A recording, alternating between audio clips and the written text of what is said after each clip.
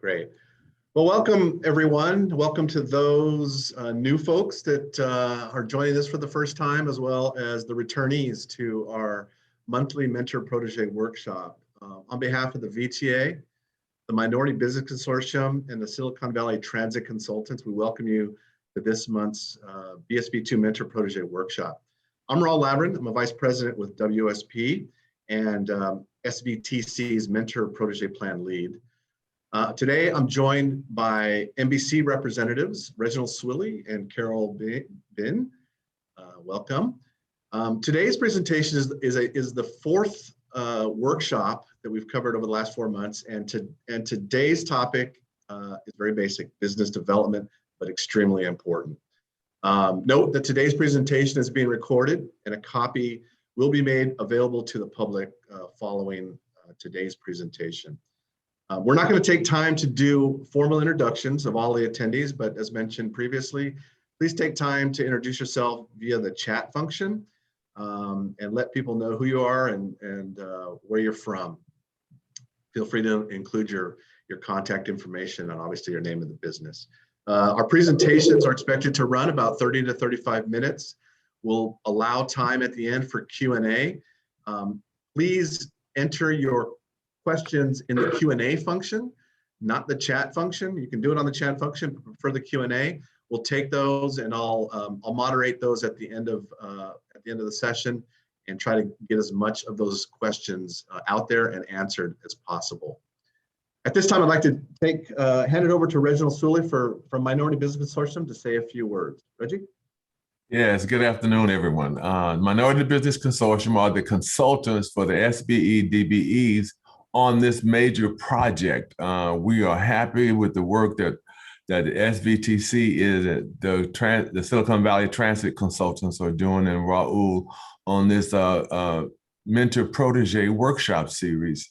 This has been very helpful to many of the small businesses that we've been working with, and we are glad to continue to offer this. Our aim right now is to build these businesses, all your businesses, and bring you into this project in a way that we can make major progress on getting small businesses and DBEs involved in this process. So we're doing the work that we can to build you up and make you ready and have you available for these projects and other projects around the Bay Area. The VTA and NBC is also working a program called Diversity Business Forum, and diversitybusinessforum.com is online, a website that's online. You can get a deeper explanation of what we're doing, but it's following in this same line.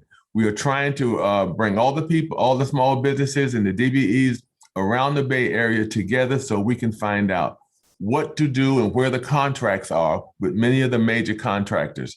Your presenter today is already signed on to work with this series, the Diversity Business Forum, so that we can have all of our businesses ready. We're going to shift the economy in a way that we think is going to be powerful. I'm really glad that you're here, and bring your contemporaries, companies very much like yours, to the table, because we really are trying to make a splash around this Mentor Protege program and all the diversity business and small business pieces that we can bring together to help your business. That's what we're working on. Thank you, Raul, and it's good to see you again, man. All right. I just wanted to add to what Reginald said, and I'll put the information in the chat, the link to the website. But our first event is August 10th, and Stantec is the construction group that will be presenting, and VTA will be presenting with them. And so each month there'll be a construction company bringing active, ready contracts for you to get to sign up for. So you'll learn about that, and you'll also learn about other things, both from public agencies as well as construction companies. But in addition, on August 4th, I believe it's August 4th, we are going to have a Meet the Primes, and that will be with the 5 shortlisted contracts with VTA you will get a chance to meet them in person. And so we're going to be sending out that information soon. We're just in the beginning part of putting that together. And we're really excited about doing everything we can to make it easier for all of you to get access to contracts. And now I think it's really time to turn this over to our guest speakers. Thank you, Reggie and Carol. Without further ado, I want to turn it over to today's presenters. Today's presenters is Sheila Wray Givens and Eric Adams from PGH Wong. Sheila Givens is a principal and leads business development with PGH Wong, and Eric Adams is a senior project manager with PGH Wong, and we're honored to have them with us today. So with that, I'll turn it over to Sheila and get going with the presentation. Thank you. Great. Thank you. And good afternoon and welcome. I'm really glad you all could join us today. We're going to be looking at business development in the transportation AECM industry and offer some thoughts on how to increase your business use of plans, identification of clients, pre-positioning, and delivery. This will also build off some of the financial and operation tips that Robert Lester provided last month in his presentation. First of all, I would like to have my co-presenter introduce himself. Eric? Eric, you might be on mute. You're on mute, Eric. Thank you, Sheila. My name is Eric Adams. I'm a senior project manager with PGH Wong Engineering. I worked with Sheila in the business development department. Prior to joining PGH Wong Engineering, I served 30 years in the public sector working for public agencies, in particular, the San Diego Association of Government, where I was a senior project manager. I managed the design and construction of major transit infrastructure projects. And when Sheila asked me to join her for this presentation, I told her that I would try to sit into the presentation and present the owner agency perspective about what owner agencies look for when they hire consultants. Great, and unlike my colleague, Eric, I've spent my entire 25+ year career on the consultant side. I've worked in public sector business development, marketing, operations, and even on projects for industry companies of all sizes, a DBE, medium-sized companies, as well as large companies. Together, Eric and I hope to offer you our experiences from both sides of the business development fence and tips on business development. I'd also like to acknowledge Ron Wong, the PGH Wong Executive Vice President and CFO, who's also on the call today.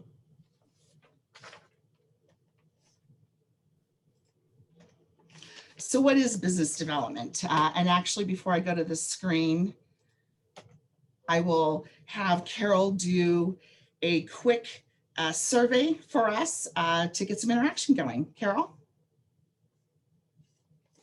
Oh, you're on mute, Carol. The question is, how would you define business development and its purpose? And there's a number of options here. You can start voting anytime, and you can choose as many as you think apply. So we're going to take a moment to give people a chance to vote. I know it's hard to read everything. One is, you're doing pretty well. I'm impressed. So the first one is ideas, initiatives, and activities to maintain and grow business. The second is efforts to increase revenue and expand business operations. The third is tasks that increase profits by building strategic partnerships. The fourth is act of identifying and developing opportunities for work. And the fifth is tasks aimed at growth opportunities with and between organizations. So we're getting close to 60% have That's great. answered.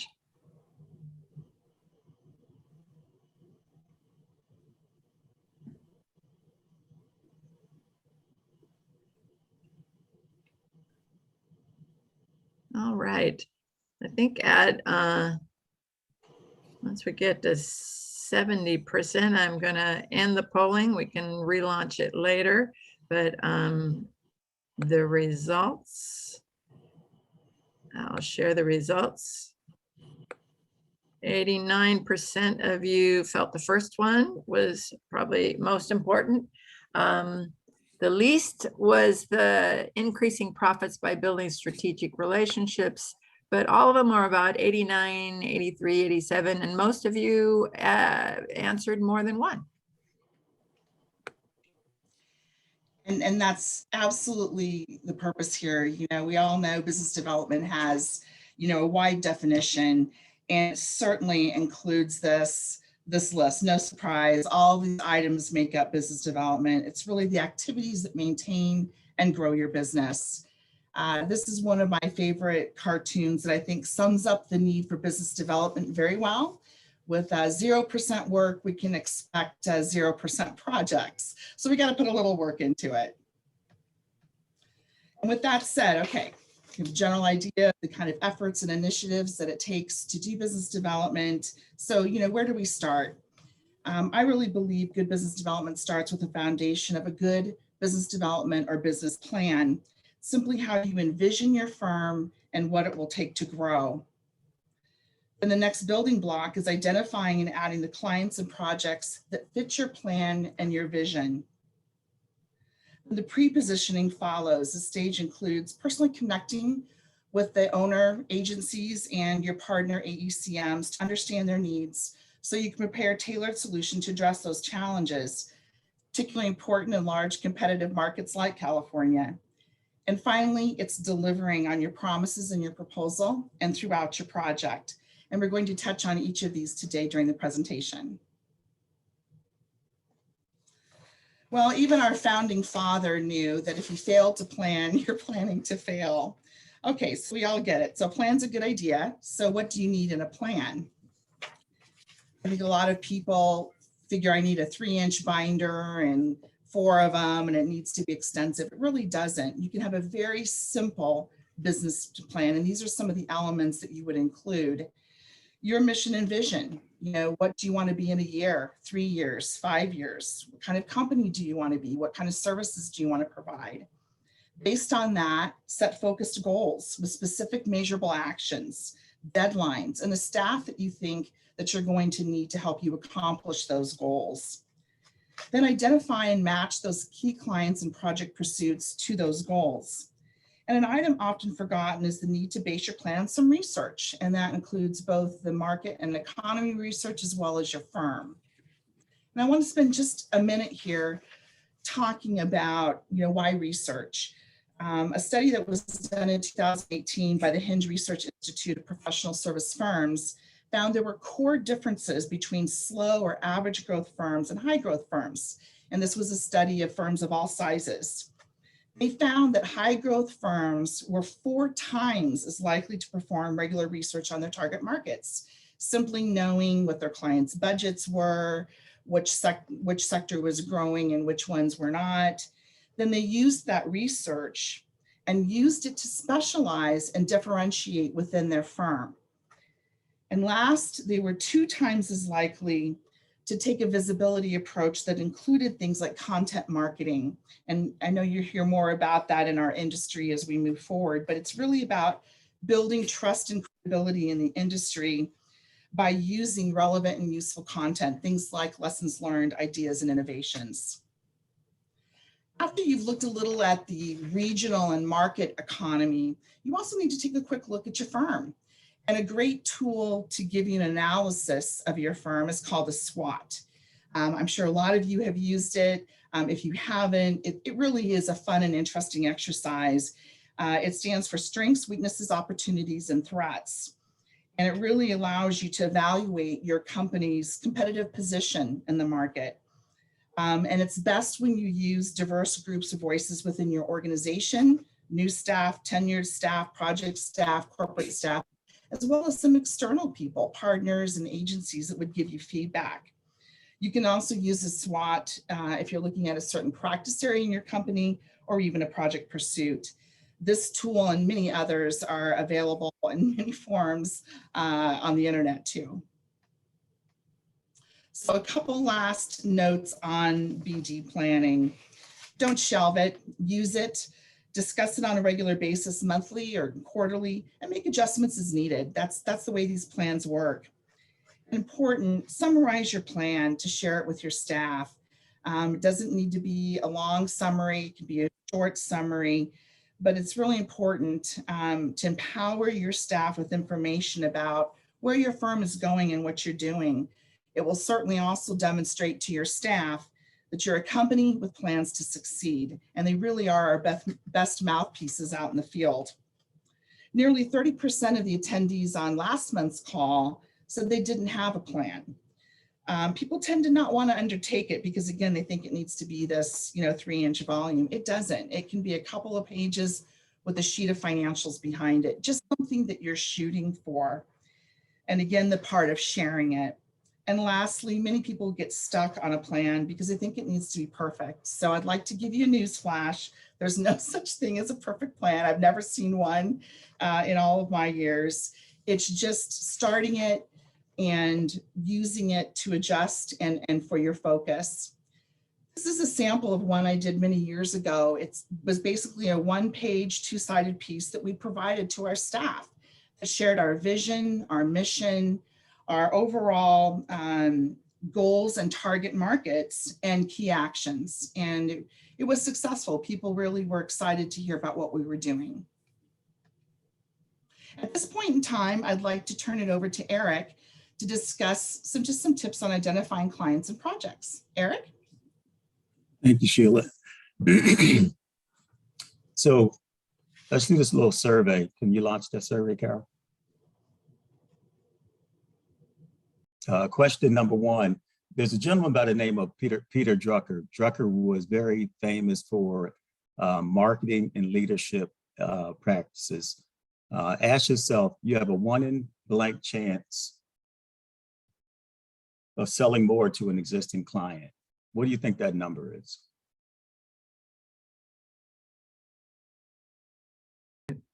We've got the poll up, so it is time for you to start voting.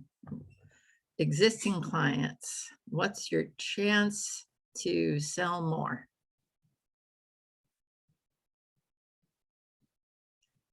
We're about 50% have weighed in. It's much easier with this one. It's a single choice. Which one do you think is the one that works the best?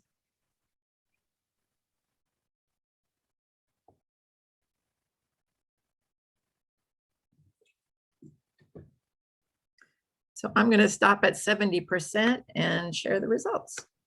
Okay. Okay, so 76% of you said 1 in 2 chance, 20% said 1 in 4, and 4% said 1 in 6. And the winner is that there's a 1 in 2 chance of selling more to an existing client. And that's mostly because owner agencies, you gain a level of comfort working with a consultant that has performed well for you on previous contracts. Let's go. I'm going to launch the next poll, the next question. Okay. Which is identify your top clients' lost or regained account. What percentage do you believe a 1 in 4, 1 in 8, or 1 in 10 chance selling to a lost or regained account?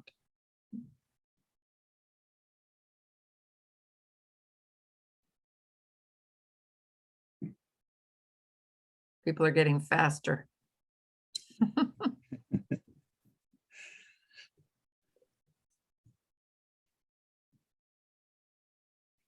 Oh, we got to 67%. I'm going to end up, no, one more person, 70%. Okay.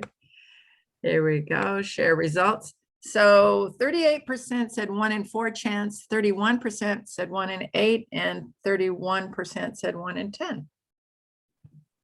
And the answer is it's a 1 in 4 chance of selling to a lost or regained account. Your odds go down if you do work for an agency and something went wrong. It's harder to regain that work. So you have 1 in 4 chance. You launch the next question. The next question is identify your top clients in terms of new prospects. Do you have a 1 in 8 chance of selling to a new prospect, 1 in 10, or 1 in 14?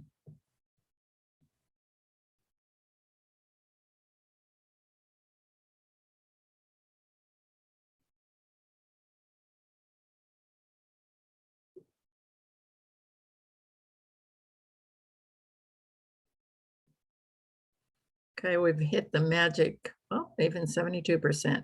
I'm going to end the polling, share the results. So 47% of you said 1 in 8, 45% said 1 in 10, and 9% said 1 in 14. Yeah, and the answer is unfortunately a 1 in 14%, 1 in 14 chance of selling to a new prospect. And, you know, that's mostly because, you know, getting your foot in the door with a new client is really, really difficult. Can we launch the next 2 questions? Oh, so if you're the incumbent, you have a blank chance of winning.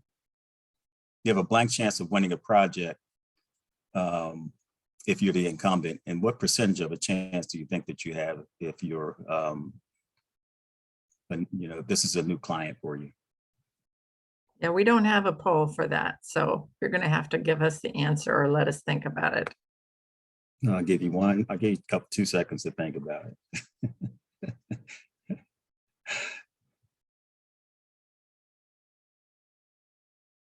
There you go. So again, you know, most of the time when the request for qualifications or request for proposals go out, you know, that number is so high because again, the owner feels comfortable working again with someone who has developed a relationship, you know, with the owner. So I think that that's something that's really important for you guys to do. Reach out and start developing a relationship with the owner. Get to know some people at that agency if you're seeking work with them. And I love Drucker's quote: "The aim of marketing is to know and understand the customer." You can see it. That's cut off on my screen. I'm sorry. So that the product or service fits them and sells itself. That's really important. So how do you find project leads?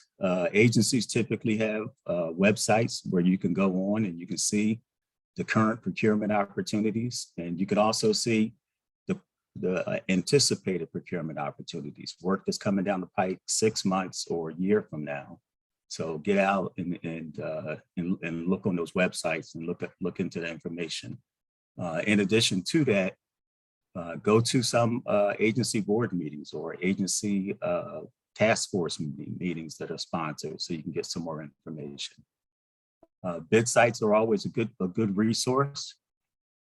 And I like to highlight the events that are being sponsored by the public agency. At Sandag, our offices of small development, this was pre-COVID days, used to host these small business speed dating meetings where we would invite in prime consultants, sub-consultants, and our staff would go attend those meetings. So you got a chance to network within that group. So that all goes to, you know, developing a good plan.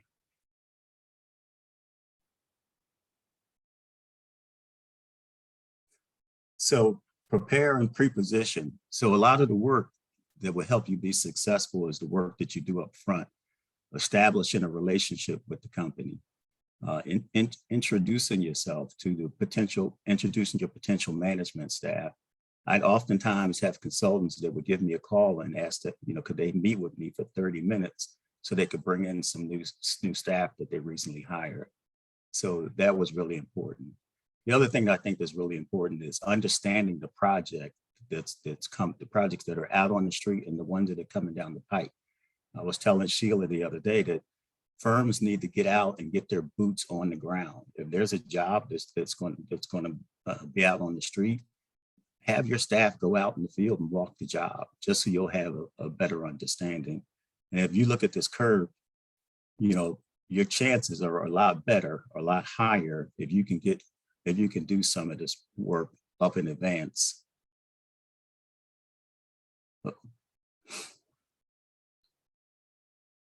So when the RFP hits the street, you know, you're really prepared because you did your legwork in advance. Okay, right. So just kind of giving yourself a little jump start on things. Every RFQ that I ever sent out on the street pretty much had these requirements that needed to be fulfilled. A firm overview, project profiles, staff resumes, photos, and special narratives and exceptions. Doing this work up front so that when the RFP comes out, you put yourself in the position that you can turn that RFP around a lot faster.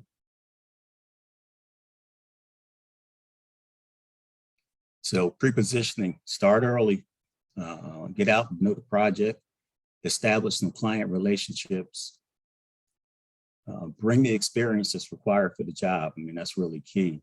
And any specialty services that you offer, you know, you need to highlight those and then tailor your proposal to highlight your specialty services. If you're a sub-consultant, you need to decide whether or not you want to be exclusive. Some subs like to be exclusive. I think that limits your options, but it is an option nonetheless.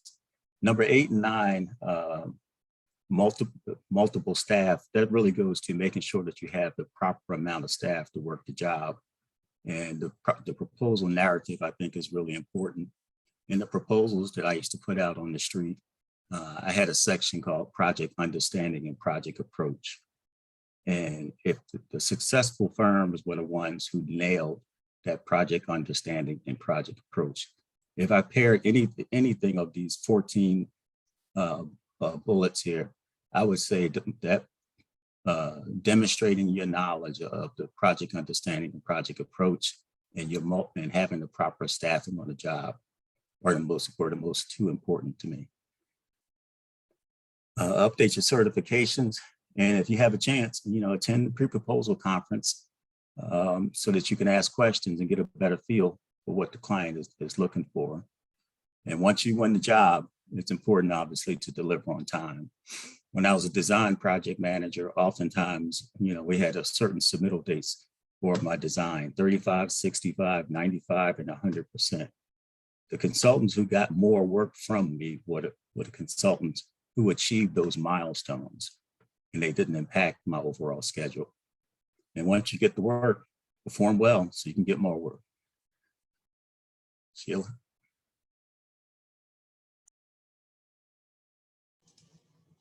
Great. We were going to do a survey on this, and I thought it better just to put up some of these questions. And it really is whether you decide to prime or sub. You know, it's a significant investment for your firm these days. So analyzing each opportunity is important to achieving your financial and business plan goals. Even a sub role these days can cost you a lot of time in preparing. So it's a good thing to look at these types of questions and decide, is this worth my focus, my time, and my dollars? And I want to show you real quick, some problems here. There are some no-go forms out there and some pursuit plan templates that are really good. A pursuit plan, for instance, can walk you through key questions, and a lot of the go, no-go forms do the same thing. What don't you know? Who should you know? What are your odds? Who's the competition? And they can really help you not only make good no-go decisions, but stay focused on that plan, stay focused on the things that best suit your company and where your odds are the highest. And this also is a win-win for your leaders. You know, we have a lot of up and coming PMs that want to be seller doers or want to help in the business development process. You know, giving them a tool like this to work through what they know and what they don't know will really help their understanding of business development. Again, these templates and SWOT, there's just innumerable of them out on the internet. And I certainly recommend you take a look at how you use the tools and what kind of questions you ask. Well, just like good documentation is key to good project management, so is documentation for business development. I'm a big fan of that. And no matter the size of your company, you know, all of us are in business development, and encouraging people to document what they know, whether it's, you know, updating your project templates with lessons learned and things that you did on that project, or documenting an event or conference they came from. That information is key to get it into your system and to be able to pull it out and talk about it. You know, with client communications, I always say it's not just, you know, a Zoom call or a one-on-one meeting with the client. There are a lot of ways to get to know clients, attending events they're speaking at, going to board meetings, going to committee meetings. I had a client many years ago who came up to me after a client interview to myself, our PM, and our project administrator, and said, I saw her at every board meeting, and I can tell how that was applied to your strong project approach. So just things like that help to build your brand, help to build your knowledge. Doesn't have to be a high end. If it's an email, you're saving that email documentation into your network, into your client folders, or if it's CRM systems, if you have them. And the last thing I really want to emphasize on this page is your proposal results. Win or lose, I like to ask for a debrief. Even if I'm a sub-consultant, I like to ask my prime what came out of the debrief. I want to know what we did well and what we could do better. And a client looks for that. If they're going to spend the time to give you the debrief, they want to know that you heard them and that you came back with even a stronger submittal. And delivering, the most important element of all throughout the proposal and the project phase. Eric, you have a few comments on this? And you got to come off mute again. Sorry. I would like to just reemphasize the importance of delivering on the promises. And going back to that example that I gave about design submittals, if you deliver on your promises, once you have a contract with a company, they remember that, and your chances of getting more work in the future are really good. And my other one, Sheil, that I wanted to comment on, I'm sorry, I'm having trouble seeing it, is responsibility and ownership, right? Consultants that did work for me in the past who were responsible, and responsible, I mean, there's no perfect design, there's no perfect, mistakes happen, it's just the nature of the work. But consultants who would step up and say, we made a mistake, we'll fix it, we'll get it right for you, they gained favor with me. I had an example once of a transit station platform where concrete was being poured, and I was managing a construction management group at that time. The inspector on the job that day wasn't watching the contractor, and so the work was really bad. It was so bad that we had to end up jackhammering out that platform and replacing it. The construction management firm offered to contribute to cover the cost of the rework, and I thought that was really big of them. So they gained favor on that as well. In summary, I would just like to add with these other bullets that are on this screen, we know flexibility, being responsive, bringing lessons learned, ideas, innovations, and value in our people and services are critical in proposals and projects. We are a people business and professional services.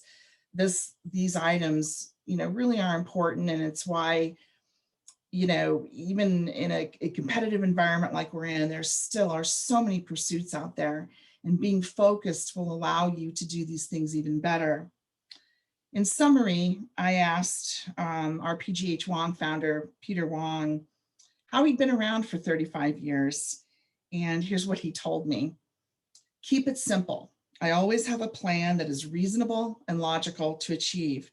Don't procrastinate, get the work done on time, be kind, treat everyone with respect, work collaboratively and creatively with your teams, have positive attitudes, reward your staff, be a good listener, and importantly, give everyone opportunities for them to capitalize and grow as they can, which I thought was really a good summary from him.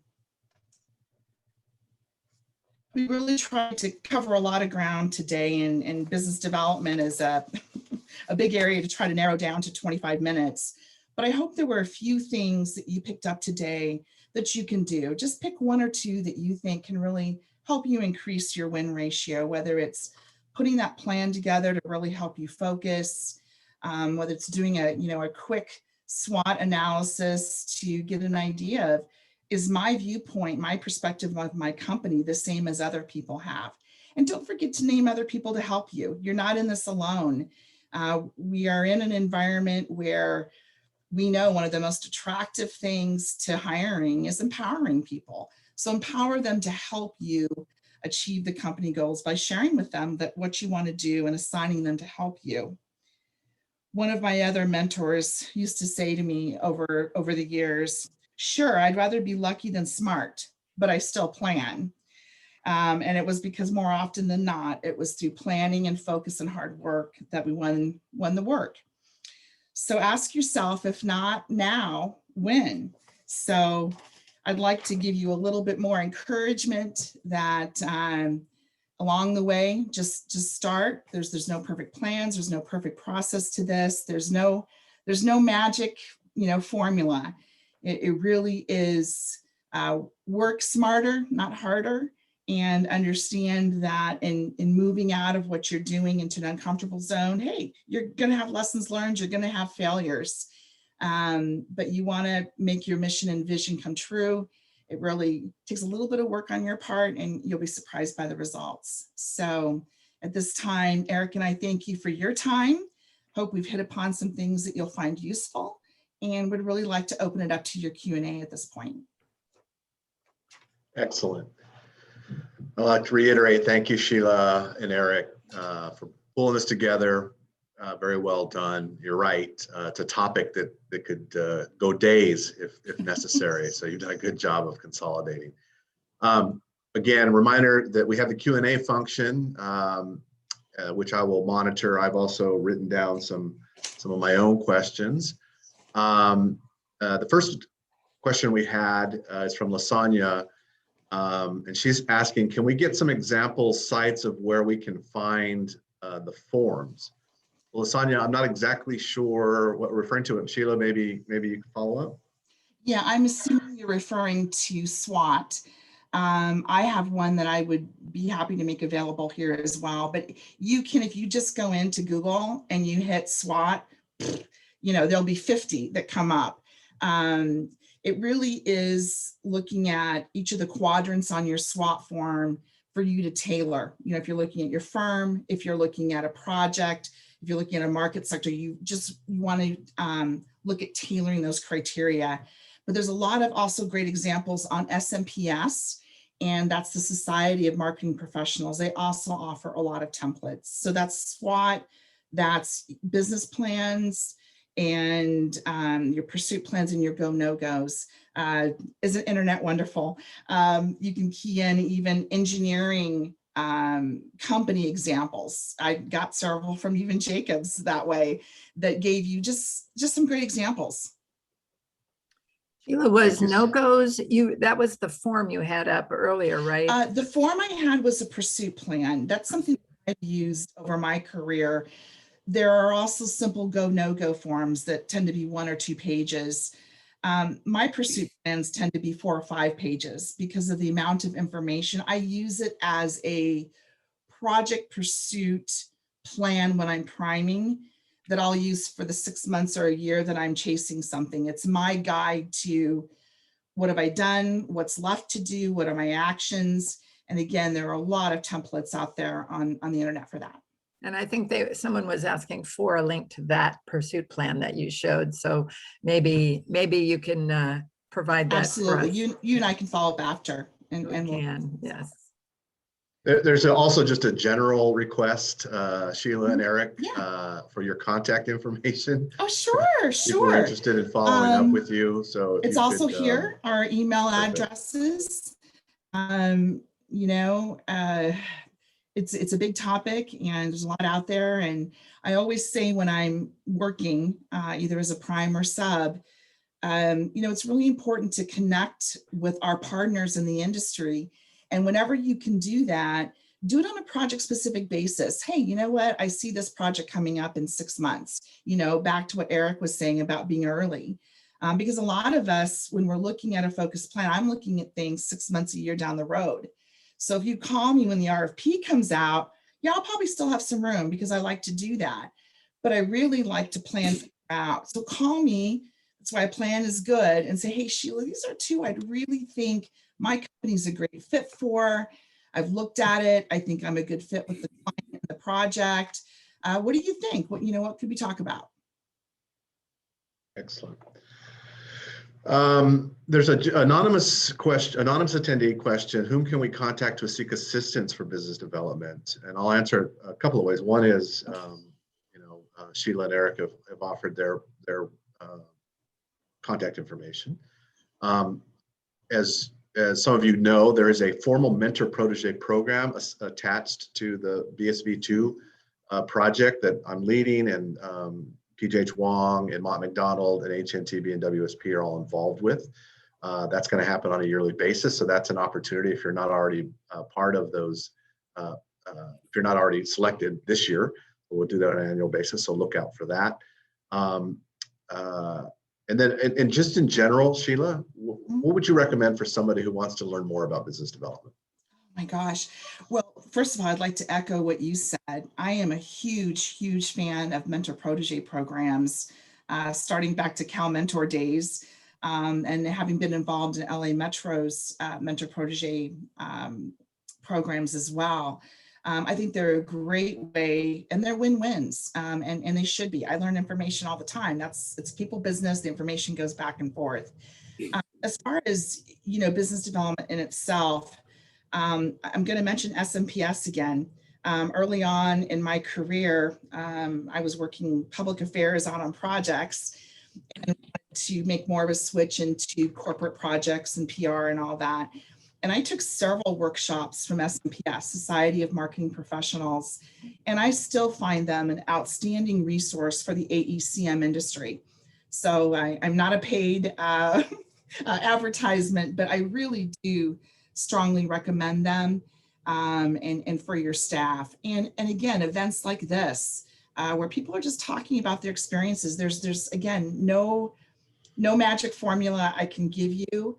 I'm just, as you saw during the presentation, I'm a huge proponent of a simple plan, because it's too easy, even in this so-called post-COVID environment, to rabbit trail. Oh my gosh, that RFP came out, that RFP came out. And it too often, it just doesn't pay off as much as being focused does. So just to underscore the Mentor Protege Program, as additional contracts come out from BART Phase 2, those primes will also be adding the subs that they have into the Mentor Protege Program. They will be mentoring those. So getting a contract with those folks gives you access to being a potential protege. And we are doing a 10-week, we are providing 20 slots in a 10-week construction management program that Lynn Turner Construction Group in Oakland will be leading. You can apply for it independently from VTA, and that I think is $345 for the course, which is 10 weeks from Tuesday from 6 to 9, starting at September 14th. We're working with the local chambers to have a diverse group of people that will be kind of sponsored by VTA. But those are some other opportunities for you to really learn and delve more deeply into what does it mean to manage a project. And they're not, I asked Len, I said, is this like basic? Or he says it's more intermediate. So it's like, it requires some work, but you're going to get a lot out of it. So some of our proteges firms are already signing up, and they're also adding additional people from their company because it's a way to get people trained without having to do it yourself. So we look for those, that link. I think it's at the very end. We have a link to that. The other question I think that was appropriate, and one that I was really interested in too, is just getting to know that agency or client. How do you find the right person, and how soon do you have to start doing this kind of pre-proposal introduction? I think to some degree, it depends on the size of the project. I think you'll find a lot of the AEC firms, the larger the project, right, Raul, the more we tend to be out in front of it. But that isn't necessarily the case. And even on some of the smaller things, if it's a repeat client, obviously you saw from the percentages, your lowest hanging fruit out there is your repeat clients. And any business plan, I always say, should focus 70, 80% on your repeat clients and 10, 15, 20% on what else you want to do to expand, because there's such a high percentage once that trust and credibility has been built. If it's a new client you're looking for, you saw that 1 in 14. What that means, and I want to make it sound not so ominous, is 1 in 14 touches. That's a PR business development thing for, hey, it may be an email, it may be a call, it may be a meeting, and maybe I saw you in an event, where you're starting to build a relationship with that person. And if that agency is still so new for you, again, number one rule, go to that website, pull down all the information that they have there. Make that your homework assignment. I'm going to learn everything I can about this client first from the website. There's org charts on there, so you know who to talk to.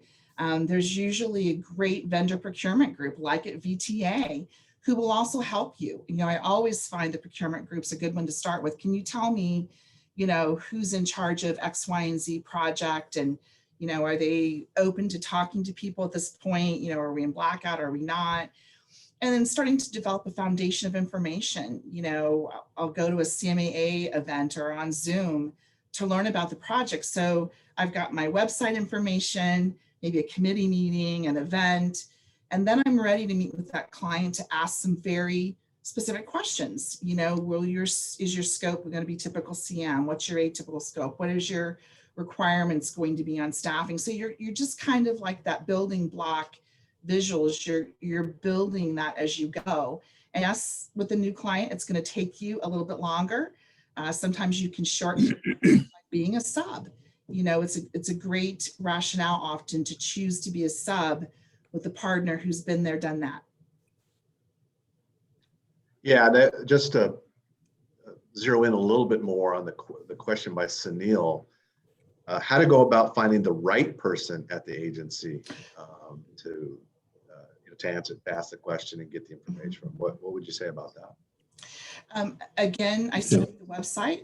Are there org charts? How detailed are the org charts?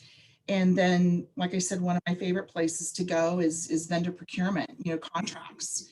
They're very responsive to the consultant community and can say, hey, could you tell me who to speak to on such and such an opportunity, and where are we at in the timing of that, blackout or not blackout?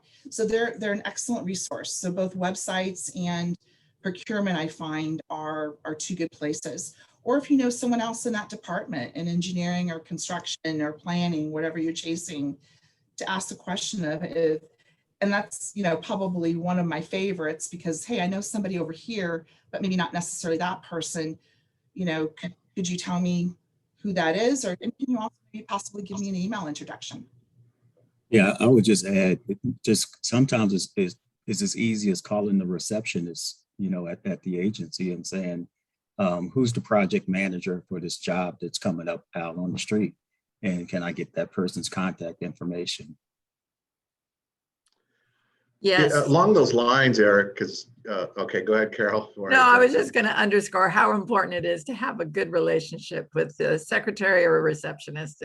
It's gold. Like, be nice. So Eric, from a client's perspective, Jake was asking, do you find that the agency personnel typically want to have debriefs, or do they find them more as an inconvenience? No, I don't think I've ever had a problem with going through a debrief. You want to help firms grow and do better in the future, so to improve their chances of doing more work. I mean, at the agency, the bigger the pool of consulting firms that I had to select from, the better for me when putting, for my project. So doing the debrief, I never had a problem with that. Great. And I would say it's been my experience that an agency also wants to be clear on what their needs are. And the way they do that is they communicate with people like us about the things they need, the expertise they need, what's important to them, so that when they get a proposal from us, it covers those things it's important to them. And the way to find out is to meet and talk with people. So don't ever consider it a hindrance on their part, because it's benefiting them as well. Sheila, I wanted to go back to something that I saw on one of your slides that I see a lot. And maybe you can talk about the importance of a mission and vision statement. Why? Why that? I just think that, again, when you're looking to be focused, and many times, your owners have it in their head. Having it in their head is great, but being able to share that with your team is really important. So everyone is on the shared stage of what you're trying to do. But mission and vision, I harken back to talking to Peter. This is their 35th anniversary, and I've known him all during my career. And, it's one of those things that, now I just lost my track, Raul. What was in your head when you originally started? And he said, I hope to be 10 people. He definitely started with a small achievable goal, right? Which is awesome. But putting that forth and putting it on paper, what do I want to be? It's kind of like, what do I want to be when I grow up? What do I want to do? And any and all of that is above. There's no right or wrong answers, but when you put it to paper, I'd like to be a 50-person firm. I'd like to specialize in safety consulting on the CM side, something like that. And then you have expressed goals that are part of that. I want to hire, 5 people by the end of the year. I want to win 2 projects in this sector by the end of the year. And then you start drilling down into what each of those things will take. It gives you a pretty clear, simple picture of where I need to focus my time based on that. So that's why I'm a big fan of, and I get excited by that. It's like, when I hear what that mission and vision is, I want to be a part of that. I think that's part of empowering your whole team. It's like, yeah. And again, I don't think any person wants to hear, I got to be 200,000 people. But hearing what you're doing as a company to maintain and grow what you do and your reputation in the industry and the kind of projects that you're working on and you want to work on is also how you attract and maintain staffing. And all of us know right now, it is a lean workforce. So it just is kind of a win-win all the way around in order to be a successful company, in my opinion. Yeah, I see that mission and vision statement is important a lot. And I think you hit on a couple of things I just want to reiterate. And one is to have everybody rally around, from an organizational perspective, rally around the goal, right? Which is whatever it is for a particular company. And if you don't have one, then people don't really know what they're going to focus on or what they're rallied around. And from a company perspective, you don't know what your priority is to invest in, right? You can't just do everything. You can't just go after everything. You really, the more targeted you are, I think, in my opinion, the more effective you will be. And it starts with defining in that mission and vision statement what you want to do and who you want to be and how we're going to get there, right? And as you mentioned, sharing that with your organization. Okay, a couple more questions have popped up. How likely are you, this is from Seth, how likely are you to select someone with limited staffing but a good hiring plan for a project? That's a really good question. And I want to be clear, when I'm helping to develop teams, it isn't necessary that you have experience with that client. What we would like to see is that maybe you have the staff that has similar experience. I certainly like to put together teams that have both experience with the client and are new to that client, but bring applicable experience. And so that's really good, and I wouldn't worry about the multiple staff. I'll get to that comment in a minute. But even if you have one person that you can put forth that says, okay, I haven't done work for VTA before, but I've done similar work for SAC-RT or Caltrain or whoever, and you've got a person's resume. Because the other thing that helps bring is lessons learned from other clients on similar projects. So again, it's leveraging what you have, to meet the requirements of that project. So whether it's direct experience or whether it's similar experience, that can be really important. Excellent. I better bring us in for a landing here. My apologies to a couple of questions we didn't get to. But I will take the moment to thank both Sheila and Eric and PGH Wong for preparing this presentation, giving the presentation, and being available to all of us. I want to note that next month's workshop is scheduled for August 12th, a Thursday again. The topic will be on the project management fundamentals, and Carol mentioned this group CRC, Len Turner and Turner Construction's training program. Len is going to give that overview of the project management fundamentals and that course. So for those who might be interested in this CRC program, next month's workshop would be a good one to attend. Reminder that the recording of the session is available, will be available to the public. And Carol will be sending out links to where we can obtain this presentation. I think we currently have it set up to automatically go out, but I will double check, and you will get a chance to have a link for those of you who are registered, and then it will be available online. And just in terms of the Mentor Protege Program, currently it is targeted for those folks who are already subs, who have been chosen as subs. They may be future subs. And then we choose between that list to create a diverse group of proteges. And sometimes we have people who are not subs who are added to that list. If you want any more information, I put my email address in the chat. Perfect. And then lastly, we're always looking for future topics. We want to make sure that these workshops are informative and actually help our firms. So any topics that you might be interested in the future, let us know, communicate through Carol and to the information that you received. And otherwise, thanks again for joining us, and we look forward to hearing from you and seeing you in the future. So with that, take care, everybody.